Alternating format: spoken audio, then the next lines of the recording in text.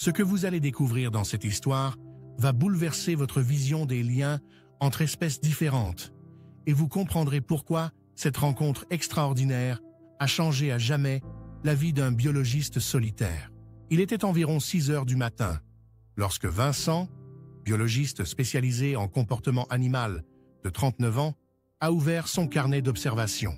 Il se trouvait sur une colline dominant le parc national de Nairobi au Kenya, respirant l'air frais de la savane. Vincent effectuait des recherches sur les interactions animales dans leur habitat naturel depuis plusieurs mois dans cette région isolée du parc. Soudain, il s'est figé en observant à travers ses jumelles. À quelques centaines de mètres, se déplaçait un guépard mâle solitaire, son corps élancé se découpant contre l'horizon. L'animal ne chassait pas, ne courait pas. Il avançait simplement avec cette grâce naturelle propre aux félins, scrutant le territoire comme s'il cherchait un endroit sûr pour se reposer. Ce qui intrigua Vincent cependant, c'était sa démarche hésitante. Il semblait épuisé par une longue errance dans la savane. Il pouvait distinguer que le guépard était jeune. Il avait probablement été récemment chassé de son territoire par un mâle plus dominant. C'était une scène touchante qui rappelait la dure réalité de la survie dans la savane africaine. Vincent suivit ses mouvements pendant plusieurs minutes, notant soigneusement ses observations dans son carnet de terrain. Le guépard s'est finalement arrêté près d'un point d'eau isolé entouré d'acacias. C'était l'un des rares endroits où subsistait encore de l'eau en cette saison sèche. Il s'est agenouillé au bord de la mare et a commencé à boire avec des mouvements nerveux. Il levait constamment la tête pour surveiller les alentours attentivement. À cet instant précis, Vincent entendit un bruit sourd qui se rapprochait progressivement. C'était le son caractéristique de pas lourds sur la terre sèche. Un rhinocéros massif apparut entre les buissons. Son corps imposant dominait complètement l'espace avec une présence majestueuse. L'animal était âgé. Sa corne était longue. Sa peau était marquée par les années passées dans la savane. Vincent retint son souffle en s'attendant à voir le guépard détaler immédiatement. Normalement, les félins évitent les créatures aussi massives et imprévisibles. Mais contre toute attente, le guépard a simplement reculé de quelques mètres et s'est assis calmement. Il observait le rhinocéros s'approcher du point d'eau sans montrer de signes de panique excessive. Le rhinocéros s'est arrêté à son tour et a regardé le félin. Il semblait évaluer la situation avec une curiosité inhabituelle pour son espèce. Puis, de manière absolument stupéfiante, il s'avança vers l'eau. Il commença à boire tranquillement près du guépard, qui ne bougeait pas d'1 centimètre. Vincent était stupéfait. Il notait cette scène extraordinaire où 2 animaux que tout oppose partageaient le même point d'eau dans une coexistence pacifique improbable. Au cours des jours suivants, Vincent revenait au même endroit et il découvrit que cette rencontre n'était pas un simple hasard fortuit. Le rhinocéros, qu'il commença à appeler Titan, en raison de sa stature impressionnante et majestueuse, fréquentait régulièrement ce territoire. Le guépard, qu'il nomma Éclair pour sa silhouette svelte et gracieuse, revenait lui aussi chaque matin et chaque soir pour boire et se reposer. Et à chaque fois, les 2 animaux se comportaient avec une tolérance mutuelle remarquable. Ils semblaient avoir conclu un pacte silencieux de non-agression. Vincent installa son campement à distance respectueuse pour documenter cette relation inhabituelle, défiant les règles du comportement animal dans la savane. Il passait des heures à les observer et étudiait la façon dont ils semblaient communiquer par de simples regards et postures corporelles. Un matin, alors que Vincent observait Éclair se reposant sous un arbre, il remarqua quelque chose d'inquiétant. Le comportement de Titan avait changé. Le rhinocéros était agité, soufflant bruyamment et tournant en cercle nerveux. Ses oreilles pivotaient dans toutes les directions, comme s'il percevait une menace invisible. Vincent saisit ses jumelles et scruta l'horizon. Il cherchait à comprendre ce qui perturbait l'imposant pachyderme avec autant d'intensité.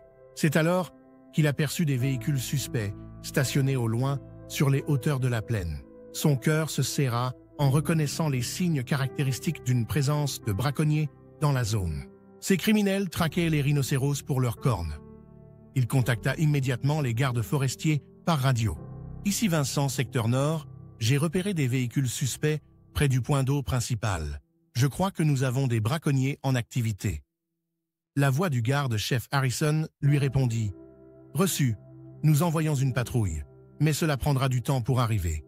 Restez en sécurité et ne vous exposez pas. Vincent raccrocha en sachant qu'il ne pouvait pas simplement rester les bras croisés.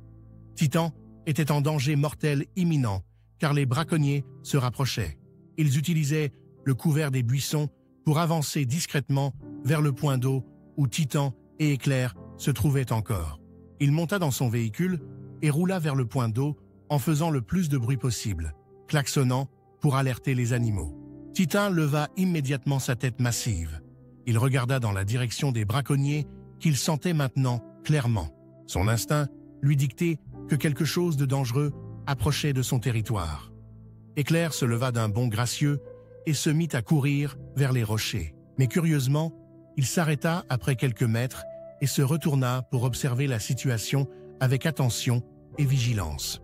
Vincent descendit de son véhicule et cria en agitant les bras pour effrayer les braconniers. Il espérait les dissuader ou au moins retarder leur approche jusqu'à l'arrivée des renforts, tant attendus. Mais l'un d'eux leva son fusil dans sa direction. Vincent se jeta derrière son véhicule pour se protéger du danger immédiat. C'est à ce moment précis que quelque chose d'absolument extraordinaire s'est produit devant ses yeux incrédules. Titan, au lieu de fuir, comme tout rhinocéros sensé le ferait face à des armes, s'est avancé délibérément entre Vincent et les braconniers. Son corps massif formait un bouclier vivant. Le rhinocéros souffla puissamment et frappa le sol de ses pattes. Il adopta une posture de charge intimidante et menaçante qui fit reculer les braconniers de plusieurs pas. Éclair, plutôt que de profiter de cette confusion pour disparaître dans la savane, est revenu en courant. Les braconniers se sont retrouvés face à une alliance improbable. Un rhinocéros colossal prêt à charger, un guépard agile et rapide, et un homme qui refusait de les laisser commettre leurs crimes odieux. Vincent en profita pour tirer des fusées de détresse, créant des explosions lumineuses dans le ciel. Les détonations créèrent une confusion totale. La situation devenait encore plus chaotique et incontrôlable pour les criminels. Titan fit un pas de plus vers eux en grondant sourdement. Cette démonstration de force brute a finalement brisé le courage des braconniers qui ont battu en retraite précipitamment. Ils sont remontés dans leur véhicule et ont démarré en trombe. Ils soulevaient des nuages de poussière tandis qu'ils fuyaient la scène avant l'arrivée imminente des autorités du parc national. Vincent resta figé pendant un long moment, le cœur battant à tout rompre. Il réalisait à peine ce qui venait de se produire sous ses yeux stupéfaits. Titan se retourna lentement vers lui et ils se regardèrent directement. Dans les yeux du rhinocéros, Vincent vit quelque chose qui ressemblait à de la reconnaissance et de la compréhension mutuelle. Éclair s'est alors approché prudemment et s'est assis entre eux. Lorsque les gardes forestiers arrivèrent finalement, Harrison descendit de son véhicule et contempla la scène avec un mélange d'incrédulité et d'admiration profonde. « J'ai entendu beaucoup d'histoires dans ma carrière, mais celle-ci dépasse tout ce que j'ai pu imaginer », murmura-t-il en secouant la tête avec émerveillement. Un rhinocéros et un guépard qui protègent ensemble un biologiste contre des braconniers, personne ne me croira si je raconte ça sans témoin présent sur place. Vincent sourit et montra son carnet de terrain. J'ai tout documenté. Chaque moment de cette rencontre extraordinaire est noté dans mes observations. Au cours des semaines suivantes, Vincent continua à visiter le point d'eau. Il observait Titan et Éclair qui avaient maintenant établi une routine de coexistence harmonieuse.